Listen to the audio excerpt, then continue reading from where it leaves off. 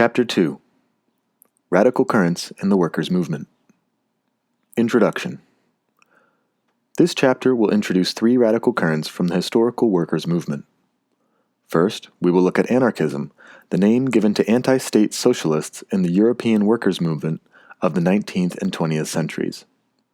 Anarchism, as a political doctrine, opposed itself to all statist politics, whether parliamentary or quote-unquote revolutionary, instead placing its emphasis on human capacities for voluntary cooperation, mutual aid, and working-class direct action. Second, we will encounter syndicalism.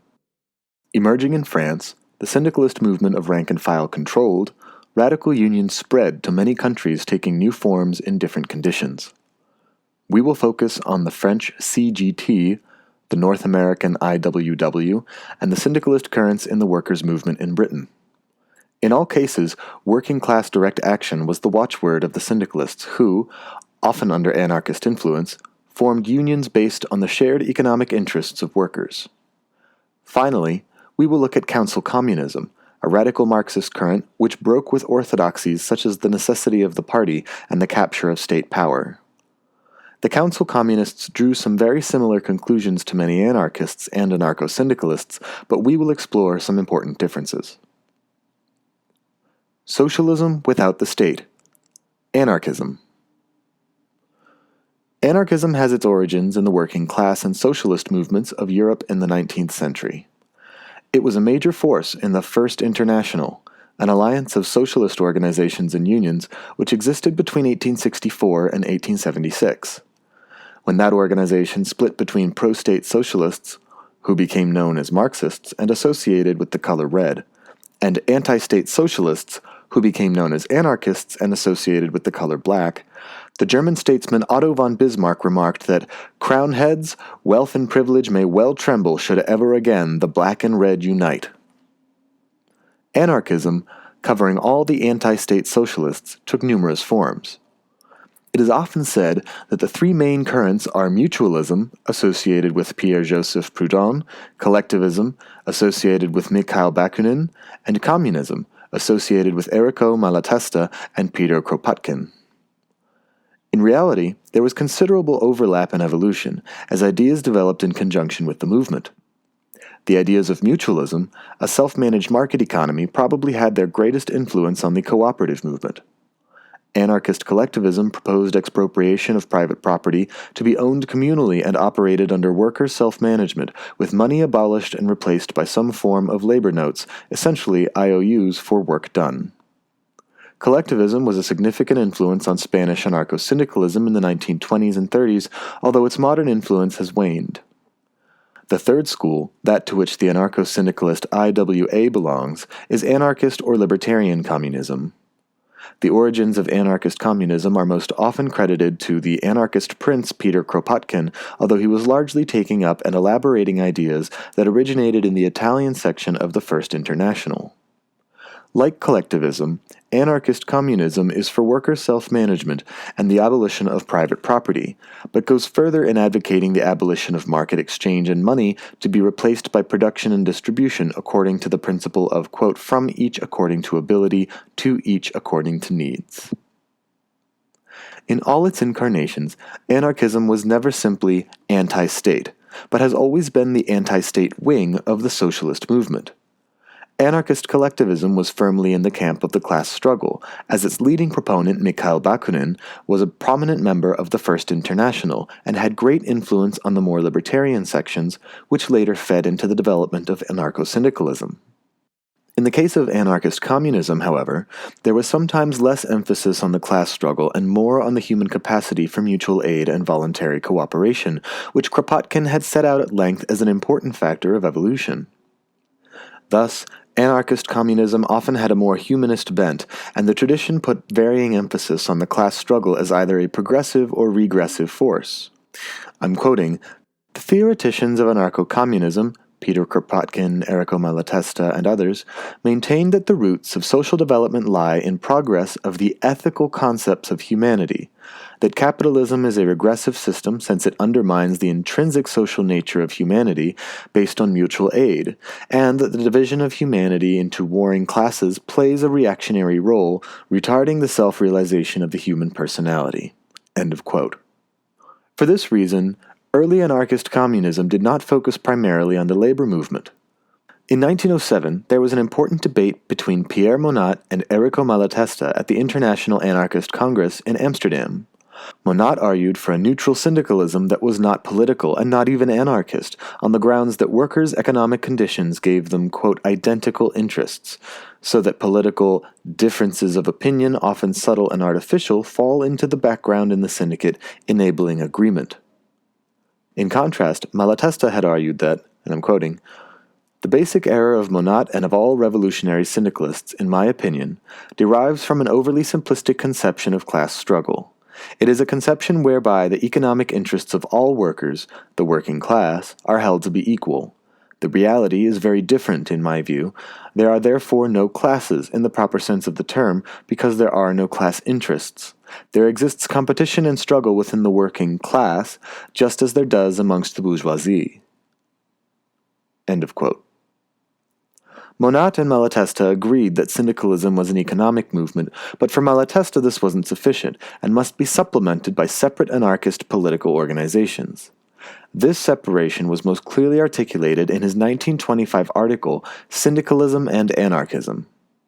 In it, he makes the case for syndicalist unions which unite all workers on an economic basis, and separate political anarchist organizations of varying kinds which operate both inside and outside the unions. Malatesta by no means denied the importance of the labor movement. On the contrary, he insisted that everyone, or almost everyone, is in agreement on the usefulness and the need for the anarchists to take an active part in the labor movement and to be its supporters and promoters. Syndicalist unions, he argued, were often founded on anarchist principles. However, they either proved ineffective and thus remained small, barely functioning as unions at all, or they won their initial battles, and these victories attracted more workers into their ranks, which enabled them to win more battles and attract more workers and so on. The problem with this, Malatesta diagnosed, was that there was no reason to think these workers, who were attracted by the union's success in winning gains for workers, shared the anarchist principles upon which the union was founded. I'm quoting, "For a union to serve its own ends, and at the same time act as a means of education and ground for propaganda aimed at radical social change, it needs to gather together all workers, or at least those workers who look to an improvement of their conditions, and to be able to put up some resistance to the bosses. Can it possibly wait for all the workers to become anarchists before inviting them to organize themselves and before admitting them into the organization?" End of quote. Thus he held that, quote, "syndicalism, by which I mean the practical variety and not the theoretical sort, which everyone tailors to their own shape, is by nature reformist, and that, quote, pure anarchism cannot be a practical solution while people are forced to deal with bosses and with authority." For that reason, he argued for a separation of the necessarily reformist, economic syndicalist unions from the various political anarchist organizations which should propagandize revolutionary anarchist ideas within them. For Malatesta, the role of anarchists was not to make the unions more anarchist, but to argue within them for anarchist tactics while keeping them open to all workers who wanted to fight to improve their conditions, regardless of political affiliation. Meanwhile, the anarchists should also fight within the union to keep it neutral from political parties. Quote, "If the survival of the organization and the needs and wishes of the organized make it really necessary to compromise and enter into muddied negotiations with authority and the employers, so be it. But let it be the responsibility of others, not the anarchists."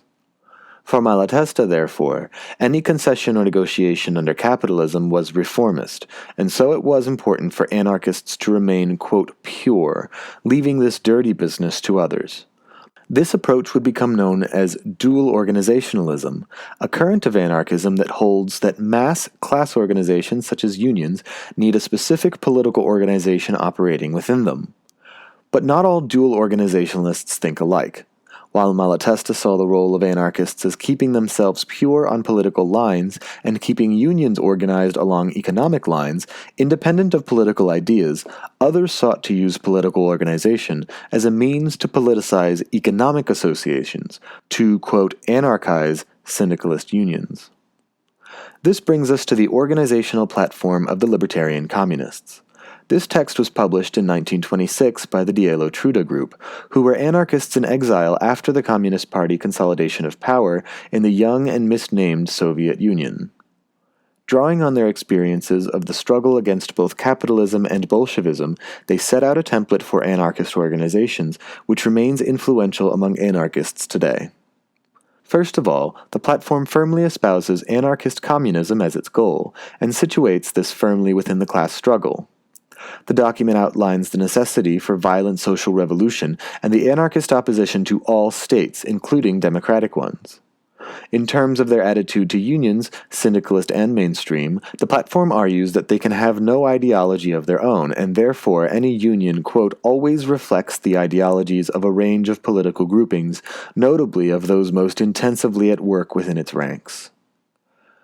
The necessity is therefore for anarchists to organize themselves politically and work intensely both inside the unions to anarchize them and outside them to exert a similar influence in other spheres. Thus, the platform is supportive of anarcho-syndicalism as a, quote, step forward, but argues that syndicalist unions only become or remain anarcho-syndicalist because of the vigorous political organization of anarchists within their ranks to keep them that way, and to prevent any slide towards opportunism. Thus, platformists, as those influenced by the platform are colloquially known, are also dual organizationists. But rather than keeping the economic organization apolitical, the task of the political organization is to politicize it with anarchism. There are 4 famous organizational principles set out to define the basis of the political organization which should carry out this task: theoretical unity, tactical unity, collective responsibility, and federalism. The platform wagers that thusly organized, anarchists will be able to out-organize state socialist parties within the trade unions, Soviets, and other organs of the working class, and so ensure the working class movement develops in an anarchist direction and the revolution develops in the direction of libertarian communism and not state socialism. The advocacy of a tight, unified, and disciplined political organization reminded many anarchists at the time of a political party, and the authors of the platform were labeled, quote, anarcho-Bolshevik in some quarters. This criticism strikes us as unfair. If one wants to organize an anarchist political organization, the principles set out in the platform make perfect sense in terms of combining unity of action with internal democracy and thus combining effective political organization with anarchist principles. From an anarcho-syndicalist point of view, the problems lie elsewhere. For instance, in the next section we will see how the slide of certain syndicalist unions into reformism was not because of the lack of political organization within their ranks, but rather a function of the very apolitical nature the platform affirms. Thus, platformists can also be anarcho-syndicalists, but anarcho-syndicalists are not necessarily platformists. Certainly, to anarcho-syndicalist eyes, the platform places too much emphasis on the ability of political organizations to combat the material contradictions which arise from unions organizing under capitalism, principally the development and domination of the representative function over the associational one. As anarcho-syndicalists, we of course believe these contradictions can be successfully navigated in a way consistent with our revolutionary principles. But before we can elaborate, we must first examine some of these contradictions in the case of syndicalism from which anarcho-syndicalism has evolved. Unions without bureaucrats. Syndicalism. The workers' movement in France had faced severe repression in the aftermath of the 1871 Paris Commune. Radical tendencies were forced underground, and it was in this period that the stereotype of the anarchist bomb thrower emerged, as some anarchists turn away from the labor movement towards propaganda by the deed, assassinations and bombings against the rich. However, by the late 19th century there was something of a regrouping of the workers' movement with the development of an anarchist-influenced form of trade unionism, revolutionary syndicalism. Rudolf Rocker writes that this tendency developed quite spontaneously within the French working class as a reaction against political socialism, the cleavages in which for a long time permitted no unified trade union movement. This movement had its origins in a coming together of existing unions and the Bourse du Travail, mutual aid schemes including, quote, job placement, unemployment benefits, relocation aid, and aid for those injured on the job, as well as cultural, educational, and propaganda services, and some of the union functions of the organizing strikes. Anarchist involvement was significant in the bourses, and, as Rocker notes, the anarchist message of class unity gained popularity in the face of a political socialist movement wrought with sectarian divisions. French revolutionary syndicalism proposed this unity be brought about through a general union for workers. That union was the CGT, General Confederation of Labor, founded in 1895. In its early days, the Union was under heavy anarchist influence, and elected a series of anarchist and non-party socialist general secretaries. In its early days, the Union was under heavy anarchist influence, and elected a series of anarchist and non-party socialist general secretaries, including Victor Griffuelis. Paul Mason writes that, in the space of a decade, Griffuelis had created a superbly effective form of trade unionism. With minimal dues-paying and bureaucracy, the militant workers could, every so often, unleash a lean, mean, striking machine. What is more, they did it not just in an atmosphere of repression, but of stolid refusal to negotiate. Only in the years 1905 and 1906 did the number of strikes ended by negotiation rise above 10%. 9 out of 10 strikes finished without any formal contract across the table. Either you lost and went back to work, or, as with Haviland, the boss opened the factory gates and upped the wages. 60% ended this way, with victory to the unions. By its very nature as a general union, the CGT was open to all workers. Consequently, the CGT was not composed exclusively of revolutionary trade unions. Certainly half of its members were of reformist tendency and had only joined the CGT because they recognized that the dependence of the trade unions on the political parties was a misfortune for the movement. If we ask why reformists were relatively weak, we need only note the ruling class's preference for repression and refusal to negotiate, which limited the space for reformist unionism and class collaboration. Social partnership takes two, and the bosses weren't playing, at first at least. As a result, revolutionary ideas held great sway within the ranks of the CGT. The Amiens Charter was a clear statement of the CGT's revolutionary syndicalism.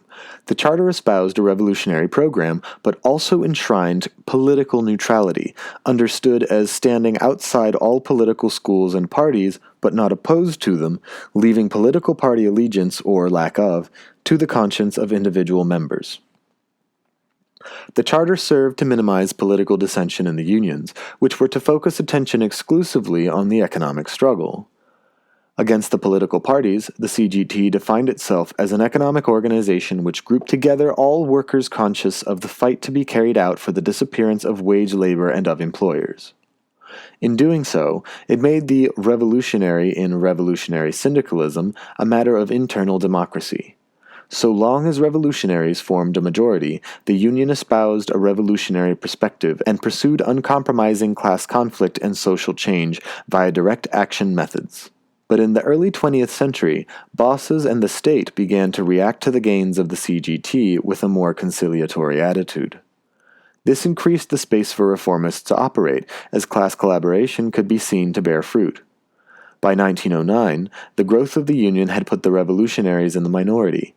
The CGT grew from 100,000 members in 1902 to 700,000 in 1912, out of a population of 7 million. Victor Griffuelis resigned as general secretary amidst machinations against him, and Émile Pouget left the Union disillusioned. The slide into class collaboration, reformism, and bureaucratization was crowned by the CGT's support for the national war effort in 1914. This was the most decisive break with its revolutionary internationalist origins. Although revolutionaries remained inside the CGT to try and pursue an anti-militarist agenda, following the First World War it increasingly fell under the sway of political parties, leading to a series of splits as revolutionaries and others left the organization. The CGT still exists today, and even maintains elements of the Amiens Charter and the constitutions of many of its member unions. But in practice, it has become almost indistinguishable from other modern trade union federations, with all the pitfalls that implies. As the CGT grew, syndicalist ideas were also taking root amongst the working class in North America. The IWW was founded in 1905 amidst violent class conflict. Quote, "Few strikes took place without loss of life. The resulting bitterness had made the prospect of fundamental change appealing to most workers." Much like the CGT, it espoused a revolutionary intent and oriented itself to the whole working class, not just particular crafts or trades. They called this model industrial unionism, where all the workers in one industry, whatever their job, belonged to the same industrial union, and in turn these industrial unions all belonged to the one big union of the IWW. At the time, only a minority of workers were organized, and the IWW set out to organize the unorganized. From its very beginnings, the IWW was also a racially mixed union at a time of widespread segregation.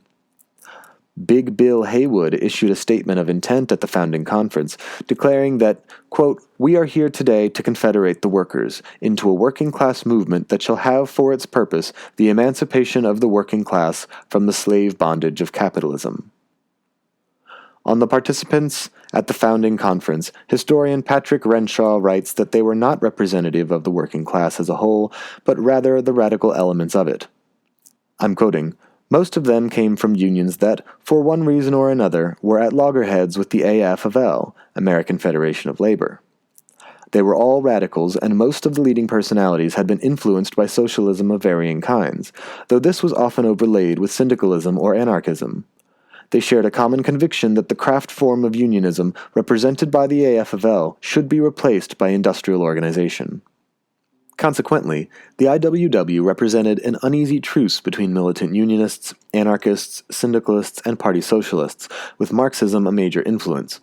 Much of their famous preamble paraphrases passages from Marx. Tensions between revolutionaries and reformers manifested itself in countless disagreements over tactics. The most bitter of these within the ranks of the IWW itself involved those who urged the IWW to have a political arm and those who argued that the basic power of workers was at the point of production. The basic fault line was between those who wished for the IWW to be an economic organization linked to a separate political wing and those who argued for direct industrial action as the means of social and political change. The most notable of the former tendency was Daniel De Leon of the Socialist Labor Party, SLP, who wanted the IWW's industrial muscle to back the party's electoral ambitions. Opposing this view were the various shades of direct actionists, who argued that the political aims of the Union, enshrined in the preamble as including the abolition of the wage system, were best pursued on the industrial front, and thus that the IWW was both a political and economic organization at the same time. This battle was settled in favor of the direct actionists in 1908, with the expulsion of the De Leonists. Subsequently, the IWW engaged in a series of high-profile free speech fights, confirming this attitude to pursuing political and social goals through direct action rather than recourse to party politics. The Wobblies, as they were known, grew in size and reputation off the back of several high-profile struggles, most notably the aforementioned free speech fights and the 1912 Lawrence textile strike, where the IWW had only a few hundred members but exerted great influence. But they found that membership tended to swell dramatically with struggles and then ebb away. It's been said that, quote, "many a worker who did not carry the red membership card or had kept up dues payments was still counted to be a wobbly." The IWW was opposed on principle to the kind of incentives for member retention pursued by more mainstream unions, such as health or insurance benefits, and instead opted to deploy a job delegate system. This entailed traveling organizers authorized to collect dues and form union locals amongst the highly mobile casual workforce of the early 20th century United States. Consequently, a local could exist in the hat or satchel of a mobile delegate. This was an innovative model and one which refused to succumb to the temptation to stabilize membership against the ebbs and flows of struggle with a host of member services. But it also brings to the fore a dual meaning of the term one big union. On the one hand, this meant one big union as opposed to many sectional unions. This conception was perfectly compatible with the ever-shifting membership of the IWW, and in fact made sense as casual workers could simply transfer from one industrial union to another within the IWW if they changed industries. However, the other interpretation was that one big union meant all, or at least a substantial proportion of, workers needed to be brought into the ranks of the union for the purposes of a revolutionary general strike and the transition to industrial democracy. I'm quoting, "The industrial unions would fight for gains within the existing system until the IWW was strong enough to call a general strike that would bring all economic activity to a standstill. The condition for returning to work would be the substitution of industrial unions for all business enterprises and governmental agencies. The means of production would then be run by the unions to satisfy social needs rather than private profit." The extent to which this was a literal aspiration or a revolutionary myth varies with the Wobbly. Some WOBs were unaware of the revolutionary aspect of the IWW when they joined, and the reality is that both interpretations coexisted within the IWW. What is clear is that the US government took the revolutionary threat of the IWW seriously enough to launch a brutal wave of repression. Between 1916 and 1918, dues-paying membership soared from 60,000 to 100,000, with influence extending far further than those numbers alone. This also gave the Wobblies a significant cultural influence on the wider working class. In 1917, using damage to war production as the pretext, over 150 leading Wobblies were arrested, tried on spurious charges, and given long prison sentences. Union halls were raided by armed vigilantes and shootouts ensued. Of course, only the Wobblies were arrested and sentenced to long jail terms, or simply lynched as in the case of Wesley Everest. The repression broke the IWW as a serious force, and the apparent success of the Communist Party in Russia led to a resurgent communist influence, which eventually split the declining organization in two in 1924. After a period of two rival IWWs, who at times fought in the streets for control of the headquarters, the much weakened official IWW continued through the 1920s and 30s under increased anarchist influence, but as an increasingly fragmented and marginal force, though as late as 1936 the IWW on the Philadelphia docks had the power to prevent a ship leaving with munitions for the Spanish fascists. It survived through the post-war period and remains active today. Finally, we turn to British syndicalism. The British context was somewhat different to elsewhere as, by the early 20th century, Britain had a mature industrial economy and a well-established trade union movement which was soon to gain a parliamentary wing through the Labour Party. Consequently, the influence of French revolutionary syndicalism and American industrial unionism led to a different kind of syndicalist movement. Whereas French and American syndicalists and others had to endure harsh repression, in Britain, radical workers faced a different problem. I'm quoting, "Instead of undue repression, it was increasingly agreed by the ruling class that trade union demands could be more effectively diffused by bargaining and in particular by utilizing union officials as a mediating influence between labor and capital." Thus, British syndicalism emerged as a rank-and-file reaction against the recuperation of the existing labor movement into a mediating representative role. In a sense, it was a rebellion of the associational functions of unions against the representative one. Its idea of unionism was the workers united, as opposed to the bureaucratic apparatus of paid officials, legalism, and so on, which mediated this collective power. It was also fueled by the failings of the trade unions and the parliamentary socialists to defend workers' living conditions, as falling real wages, increasing unemployment, and de-skilling squeezed the working class. The great strategic debate in British syndicalism was between dual unionism, setting up independent revolutionary unions like in France or America, and boring from within, building a rank-and-file movement which could take independent action as well as push to reform the existing bureaucratic unions in a syndicalist direction. In Britain, probably in large part because trade union membership was so much higher than elsewhere, the latter tendency won out. This tendency was exemplified by the prominent organizer Tom Mann, who had played a leading role in the 1889 London dock strike. Mann had emigrated to Australia to pursue electoral projects, but became disillusioned with the Labour Party and what he saw as the corrupting effects of government, as well as the sectional and divisive nature of the existing trade unions. He saw industrial unionism as the answer. In 1910, he visited French syndicalists and returned to England a convert. However, rather than set up new revolutionary unions, Mann proposed to reform the existing ones from within. I'm quoting, "I was thoroughly convinced that the economic struggle would ultimately be conducted through the trade unions. That however reactionary the unions might be at the hour, the only sensible policy would be to recognize them as the proper channels through which, sooner or later, the working class would have to function. So we declined to be identified with any policy that aimed at injuring the unions, but on the contrary worked with might and main within their ranks to throw them on the right lines."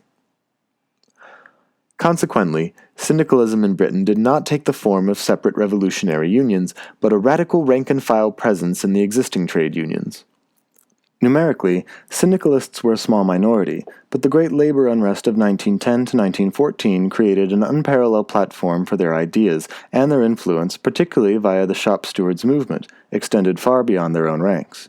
Indeed, the fact that neither syndicalists nor syndicalism caused the labor unrest, and that in any event there just were not all that many syndicalists in Britain, have forced historians to make the awkward but perhaps unavoidable distinction between syndicalism proper, of which there was little, and a syndicalist mood and atmosphere for which a stronger case can be made. Consequently, British syndicalism was less a coherent, organized force than a loose network of different tendencies, anarcho-syndicalists, militant shop stewards, socialists, and so on, whose influence extended far beyond its limited numbers. The only formally organized groups were small propaganda groups like the Industrial Syndicalist Education League, ISEL. As a result, British syndicalism operated more as a culture of direct action amongst the working class than an organized alternative to the TUC unions. Indeed, as Mann's quote suggests, there was often a surprisingly pro-TUC attitude insofar as syndicalists felt they could fill the unions with militant workers and reform them in a syndicalist industrial unionist direction. This proved naive, and alongside repression, most famously in the syndicalist trials, as important as the attack, isolation, and defeat of syndicalism was the fact that it was also partially co-opted. As some trade unions merged into industrial ones, syndicalists became sucked into union reform activities which took their energies away from the shop floor. In this process, much of the radical political content was lost in favor of changes to the organizational structure of the unions. The syndicalist movement took different forms under different conditions. Everywhere it was more than just a union, but also a wider culture within the working class. Many workers regarded themselves as members without paying dues. Everywhere it was characterized by an advocacy of class militancy, unity, and direct action. The main strategic divide was between dual unionism and boring from within, with the latter approach being favored where unionization levels were already high through established trade unions. Interestingly, in light of the renewed wave of casualization under neoliberalism, I'm quoting, "In the occupational composition of syndicalist movements, two categories of workers were strongly represented.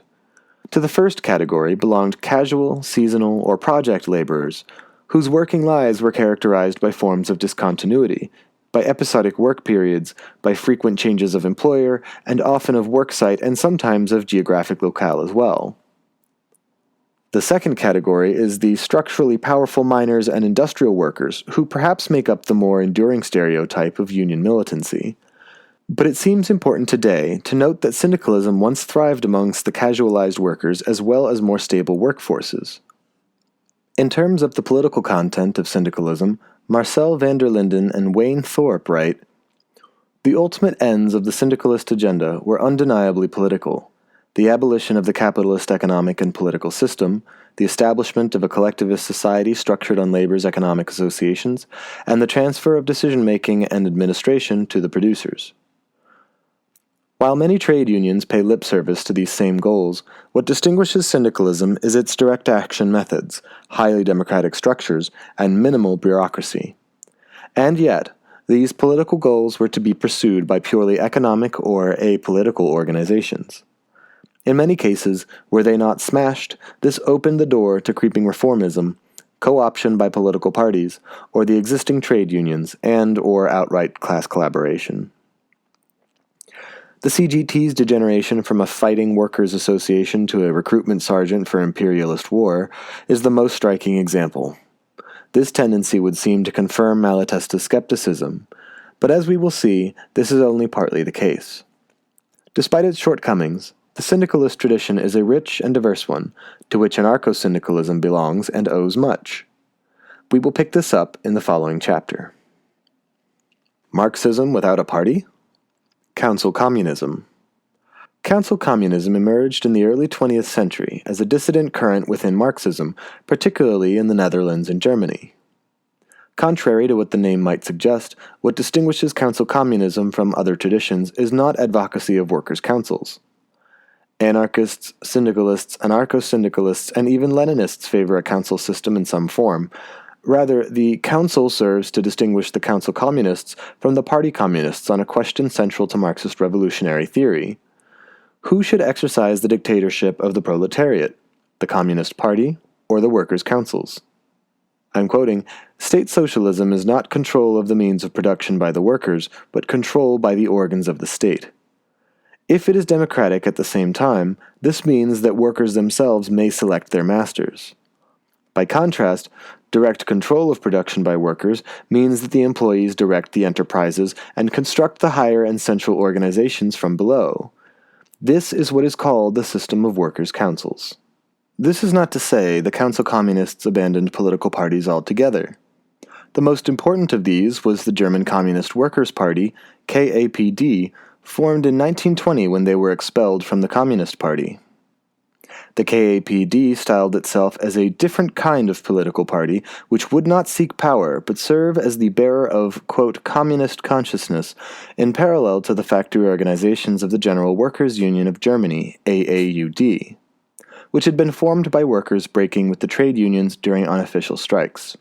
The AAUD itself adopted a revolutionary program, including a hostility to political parties, with the exception of the KAPD. The KAPD and the AAUD therefore formed the political and economic wings of the Council Communist movement, respectively. I'm quoting, "The idea behind the relationship of the KAPD to the AAUD was that the factory organizations, operating as workers' councils for the social reorganization of production following the revolution, were to form the basis of the dictatorship of the proletariat. However, they could only fulfill this function insofar as those participating in them had a revolutionary and political conception of their tasks and functions, a communist consciousness. Insofar as this was not the case, the KAPD was conceived of as the separate organization of conscious communists whose role was to promote communist perspectives and goals through its own independent activity and influence within the factory organizations." A co-thinker and sometime member of the KAPD was the Dutch Marxist Anton Pannekoek. His book, Workers' Councils, remains one of the most widely read council communist texts, and was recently republished by anarchist publishers AK Press. Pannekoek acknowledges that the self-organized activity he advocates is indeed direct action. For Pannekoek, direct action takes place against both capital and the trade unions. In his view, the bureaucratic and inertial nature of the trade unions is a function simply of their size. I'm quoting, "The increase in the number of workers, the urgent necessity of association, make the trade unions giant organizations, needing an ever-increasing staff of officials and leaders. These develop into a bureaucracy administering all business, a ruling power over the members, because all the power factors are in their hands." He is explicitly referring to the trade unions rather than syndicalist or anarcho-syndicalist unions, and his criticisms would not seem to apply so much to the latter, which typically sought to prevent bureaucracies emerging by rejecting paid officials and making all positions into mandated, recallable delegates. In fact, Pannekoek praises the IWW, although hoping it is a transitional form that will become unnecessary as workers begin to take direct action spontaneously. In place of trade union organization, Pannekoek advocated spontaneous direct action, with workers forming and disbanding strike committees and factory councils as the struggle dictated. But in the tradition of deterministic Marxism, he linked this faith in spontaneity somewhat mechanically to the predicted ever-deepening crises of capitalism. I'm quoting, "The depressing tendencies grow stronger under big capitalism, and so the resistance of the workers must grow stronger too. Economic crises grow more and more destructive and undermine apparently secured progress. The exploitation is intensified to retard the lowering of the profit rate for rapidly increasing capital, so again and again the workers are provoked to resistance. Pan-Echoic does not reject organization. In fact, he stresses the fight of the workers against capital is not possible without organization.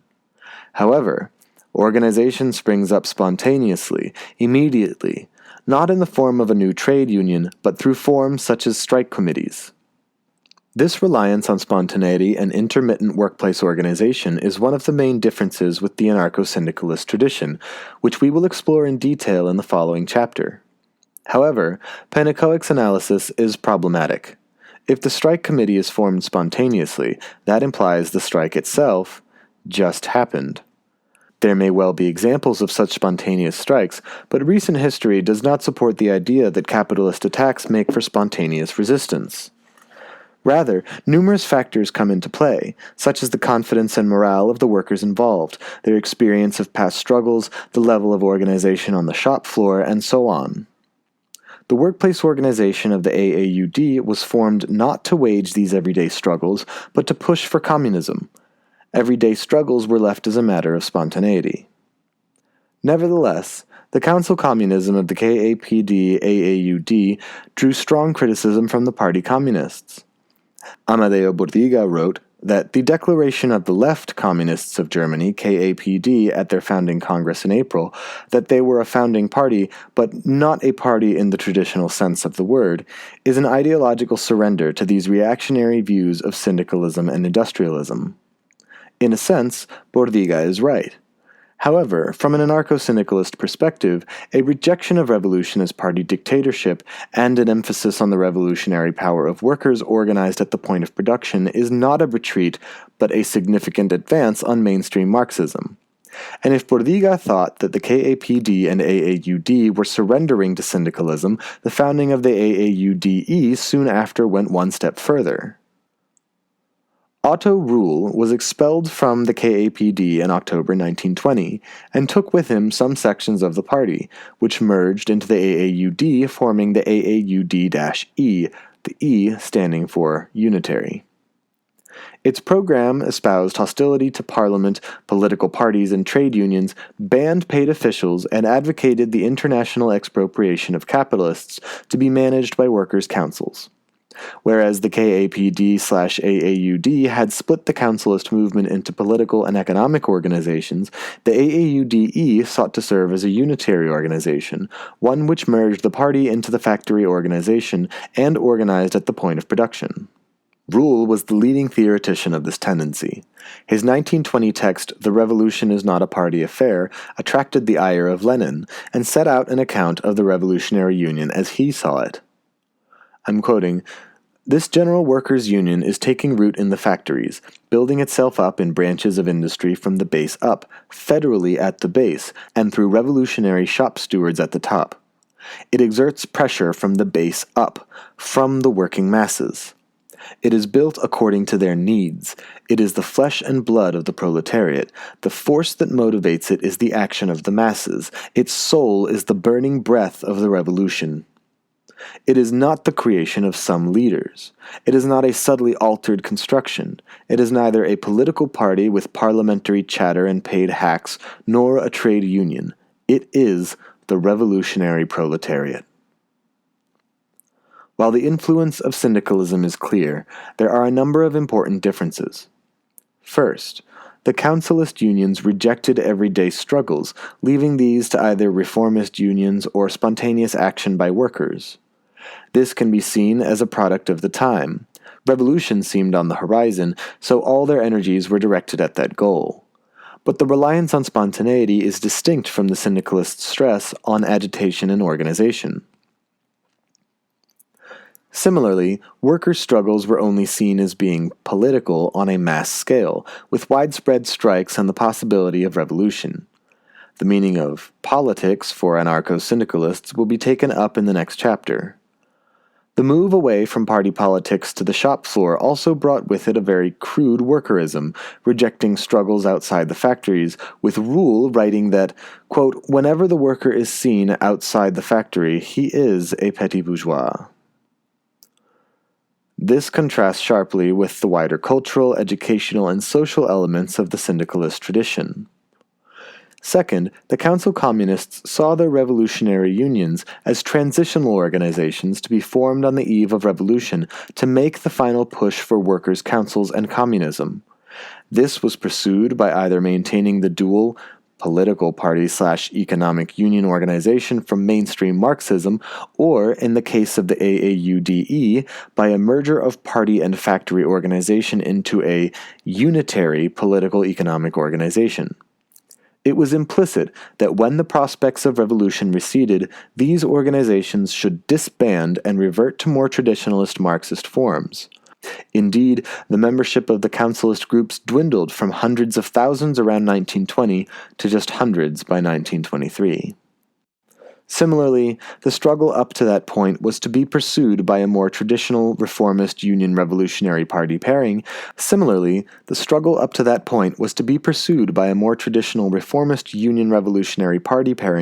With the party propagandizing against the limits of reformist unionism and for workers' councils.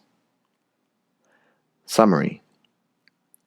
In this chapter, we have encountered three radical currents in the workers' movement: anarchism, the anti-state wing of socialism; syndicalism, a direct action union movement; and council communism, a dissident Marxist tradition which arrived at some similar political and organizational conclusions to anarchism and syndicalism. Broadly speaking, anarchism constitutes a political current, whereas syndicalism addresses itself to workers' shared economic interests. The latter sometimes left the door open for a creeping representative function and recuperation by the state. But that's not to say syndicalist currents, such as the IWW direct actionists, have not sought to make the political content more explicit, particularly in favoring unions as workers' associations for direct action as opposed to representation. In a similar vein, council communism broke with the Marxist orthodoxy separating economic trade unions from the political party and formed revolutionary unions. These also refused a representative role, insisting only workers' councils could express the interests of the working class. However, these were seen as a temporary formation on the eve of revolution rather than the long-term organizing force within the working class favored by syndicalism. Further reading. On anarchism, the anarchist FAQ is the first port of call. It's a huge encyclopedic account of the numerous strands of anarchism and their relation to other currents, and debunks a lot of common myths. The first volume is available in print, edited by Ian McKay, and the web version is regularly updated. No Gods, No Masters by Daniel Guerin is also a highly regarded anthology. Units 5 to 12 of the Self-Ed History of Anarcho-Syndicalism cover the early history of syndicalism, including anarcho-syndicalism, around the world. In terms of syndicalism, there are several recommended books. Marcel van der Linden and Wayne Thorpe's edited volume, Revolutionary Syndicalism, is highly informative, as is Bob Holton's British Syndicalism 1900 to 1914. The Slow Burning Fuse by John Quayle also covers much of early British anarchism and syndicalism. In terms of council communism, there are several introductions available online which give an overview. An Introduction to Left Communism in Germany from 1914 to 1923 by Dave Graham is available on libcom.org and provides a good introduction. The Communist Left in Germany 1918 to 1921 by Gilles Dauvé and Dennis Authier is also available in full online and provides a detailed account. Anton Pannekoek's Workers' Councils was recently republished by the AK Press with an introduction by Noam Chomsky and remains one of the clearest statements of council communism. Mark Shipway's Anti-Parliamentary Communism, The Movement for Workers' Councils in Britain 1917 to 1945, covers British councilist tendencies, with some overlap with syndicalism and the shop stewards movement.